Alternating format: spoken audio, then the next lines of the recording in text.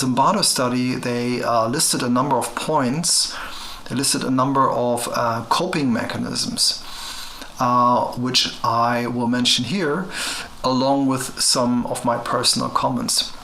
So the first point in the process of coping with the situation or trying to understand the situation was a general sense of disbelief, followed by forms of resistance, rebellion, let's say forms of protests. We have seen here in Germany, for example, in Berlin a couple of weeks ago.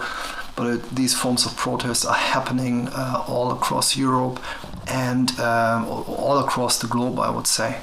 We are already seeing the next point as well, which is a collaborative attempt to introduce a panel to change the situation. So this is basically communication and collaborative work we see among, for example, lawyers, medical doctors who publish their ideas on a variety of different platforms, and YouTube is just one of these platforms. Another, I think, is called Telegram or something like that. I have to check that out. Since Google is restricting a lot of this information, or a great part of this information. The next point, in the prison study, when the group effort failed to change the situation, or when the group effort failed in ZIMBARDO's prison study, this was the start of social disintegration, which also led prisoners to conspire against each other. My own comment in this context is this is a possible scenario that may be happening gradually once joint efforts seem to be unsuccessful. And this is very likely to happen as the government and the media consistently ignore the messages that are put out by people who have analyzed official corona numbers and statistics. So they seem to be willing to continue with the measures until their end goal is reached. And this may provoke a sense of failure among the protesters.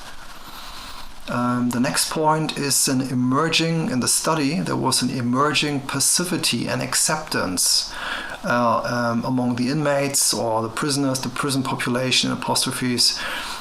So they followed order. They had a greater tendency to accept what they were being told. They followed orders. They were more obedient. And they tried to match the requirements, i.e. what was required from them, as they wanted to be at least good prisoners. And we see this in our crisis in a very, very similar way. A lot of people don't want to be in the public eye. They don't want to resist too much. Or be a problem to the system, so they want to be good citizens. But looking back at the German history, this is what happened during the Hitler-Nazi regime. This is exactly what happened. People didn't want to speak up. They didn't want to say anything. This is the problem, basically. Shutting your mouth is a big problem. Or being silent is a big problem. I don't live in a big city. I'm in a very rural area, and to me it seems to be the case that lots of people here are asleep entirely. So sometimes, some days I wake up and think nobody's really realizing what's going on here. They're all wearing their face masks and basically nothing is happening here in terms of resistance or protests. So in order to see that, you have to go to the bigger cities. And as I've just mentioned, there are older souls here among us who see things just as I do, and they see through these people just as I do, and they have a really, really good sense. And some of these people even have a much better knowledge of history and of politics than I have. I just have a good understanding of human psychology, I would say. And of course, my work in the occult also enables me to see things quickly or more quickly than others. So many people don't want to be regarded as protesters in this crisis, as I've just said. So they accept orders because they want to be seen as a good citizen who always cooperates with the authorities. The citizens seem to reach a psychological state, also described by Zimbardo as a state of helplessness, that I think may well make them block out their own judgment regarding the oppressive system and the consequences. We may also refer to this state now as a form of chosen blindness. The next point is collaboration with the guards against their own fellow prisoners who did not obey the orders. We see this here also. If you go to a supermarket, for example, not wearing a mask, people will just look at you in a very strange way, or they will accuse you of not following the orders, or they accuse you of making things worse, or something like that, promoting the spread of the illness, which is an absolute joke in my opinion. So we saw this, as just mentioned, in Nazi Germany and also in East Germany, where people conspired against fellow citizens so that they could be detained by the system. The next point mentioned in the study is the increasing thought of deserving hostility. So at a certain point, people believe that the measures taken by the guards are correct. So if you break someone's will, there's a point of acceptance in the victim. So this is my own comment. If you break someone's will, there's a point of acceptance in the victim, which goes even so far that the person believes to be incarcerated for the right reasons without questioning authority anymore. This is the beginning, what we may call the slave mind. This is where they want us to be, basically.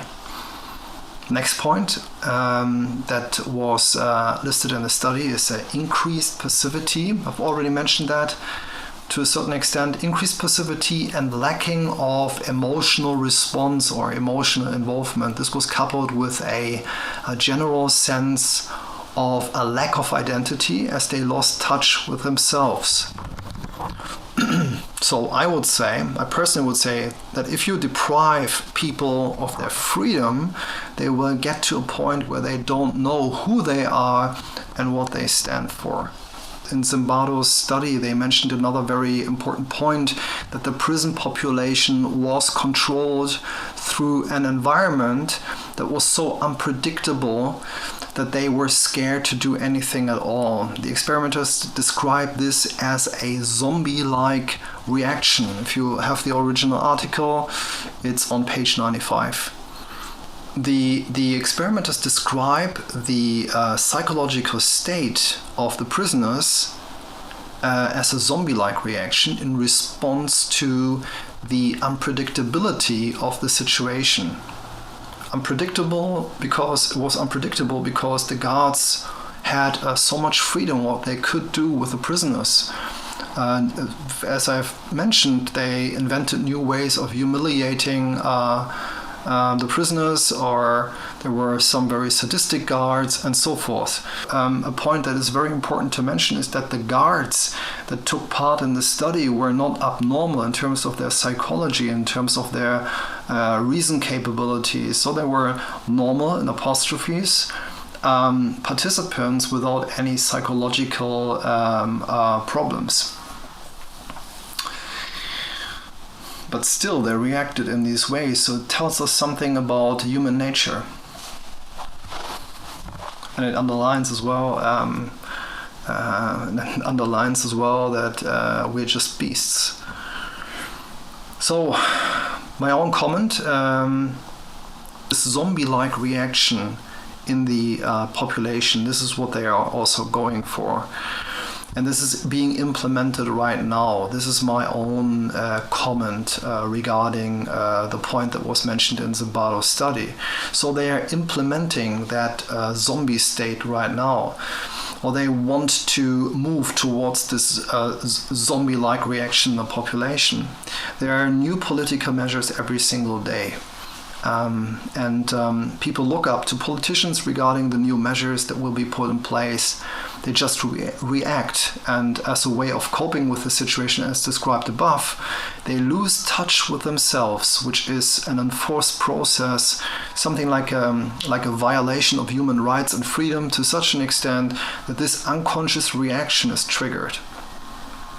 We see similar forms of behavior when people are kidnapped, for example, and create their own little world that helps them to endure the hostility with almost no outlook for change or escape.